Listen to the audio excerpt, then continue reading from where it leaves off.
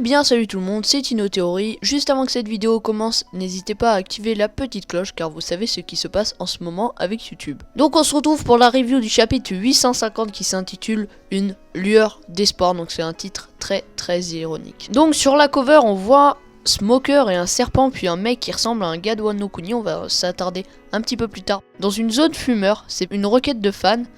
Et ce fan habite plutôt de la région de Totori au Japon. Penchons-nous sur cette personne, soi-disant de Wano Kuni. Dans la requête de fan, il n'y avait pas parlé de celui-ci.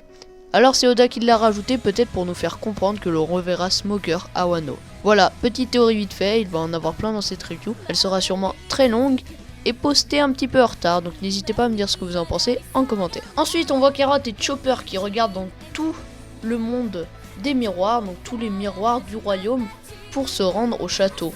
Donc Brûlé n'est pas encore réveillé et on apprend qu'ils peuvent utiliser la dimension en restant attachés à Brûlé. C'est très intéressant, si Mondor vient dans la cage de Luffy, il pourra attraper Mondor et s'enfuir, bien sûr je parle de Luffy. Donc ils sont menés par Diesel, le sort de personnage avec le fruit du train ou je ne sais pas quoi, dans toute la dimension de Brûlé. Donc ensuite on voit Sanji qui prépare mais qui est un peu dégoûté parce qu'il prépare toujours le même plat. Et pas besoin de le dire, tous les youtubeurs l'ont dit, c'est par rapport au plat de midi.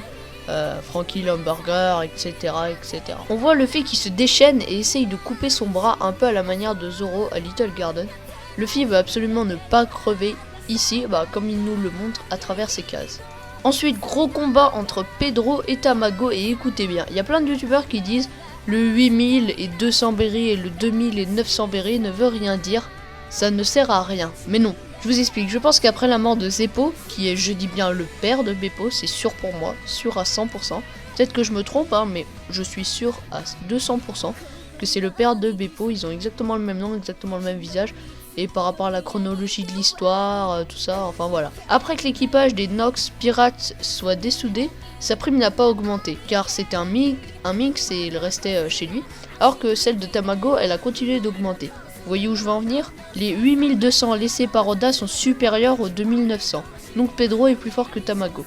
Et je vous rappelle que c'est par rapport à la menace du gouvernement. Les empereurs comptent devenir seigneurs des pirates alors que les Mink, rien de spécial en particulier. Donc il représente une plus grosse menace, l'empereur. Donc voilà, une mini théorie. Vous allez me dire, mais peut-être que Pedro s'est fait battre par Tamago. Mais il était dans le camp adverse, il y avait Big Mom et puis sûrement toute l'autre famille. Donc c'est un peu normal qu'il se soit fait battre avec son équipage qui était les Nox pirates. On voit la roulette, tout est dit, pas besoin d'en rajouter, le petit flashback qui va bien. Nickel. Donc Pedro, en repensant au passé, se prend un méchant coup et ensuite tranche Tamago. C'est très intéressant aussi, on a une caisse sur la queue de Pedro qui s'en sert pour voler en fait. En la faisant tourner très vite, il s'en sert pour voler ou se relever très rapidement. Tamago a le fruit de l'œuf pour, comme toutes les théories, mais moi aussi je pense ça. Et je pense qu'il n'est pas mort, mais très amoché, parce que quand même un coup comme ça, faut pas le prendre à la légère, le petit Pedro. On voit très bien que les homies sont au courant du plan de Big Mom et ils essayent d'en dissoudre Sanji.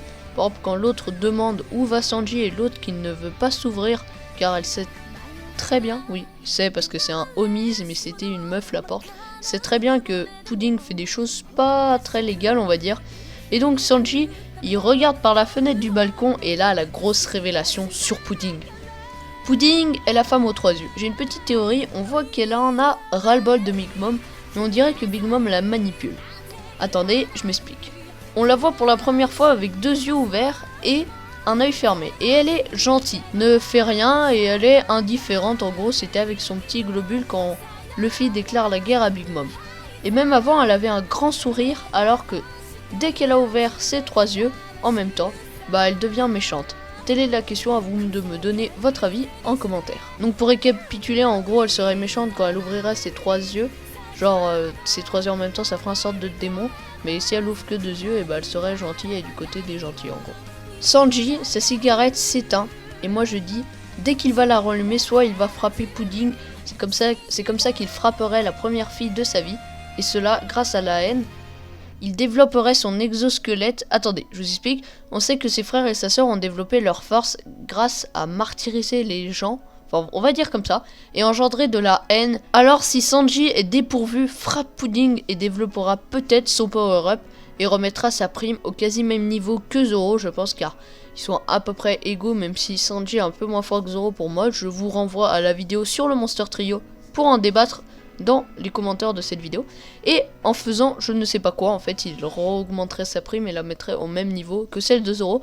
Donc votre avis est très important, n'hésitez pas à me le dire en commentaire, c'est encore plus important que les pouces bleus. D'ailleurs, n'hésitez pas à mettre un petit pouce bleu en ce moment, vous savez ce qui se passe.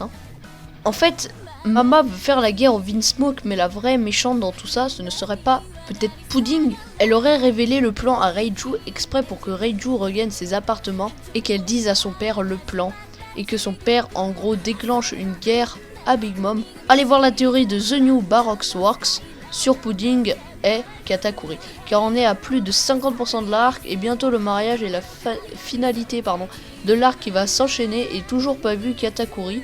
Allez voir leur théorie, elle est vraiment très bien formée, même si plusieurs personnes avaient pensé à ça. Eux, ils rajoutent plein d'arguments par la suite, par rapport au gâteau, la pomme de terre, fécule de pomme de terre, Katakuri, etc.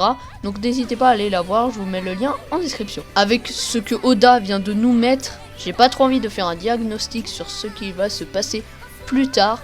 Je laisse Oda nous faire rêver pour cette année 2017, pour les 20 ans de One Piece. Donc si vous avez aimé, comme d'hab, likez, partagez, etc. Mettez un petit commentaire, ça fait toujours plaisir et c'est ce que j'aime. J'adore lire les commentaires, les pouces bleus on peut pas les lire, mais les commentaires j'adore. Et n'hésitez pas à réactiver la petite cloche et à vous rabonner si la cloche, enfin si YouTube plutôt vous a désabonné. Allez, sur ce, ciao.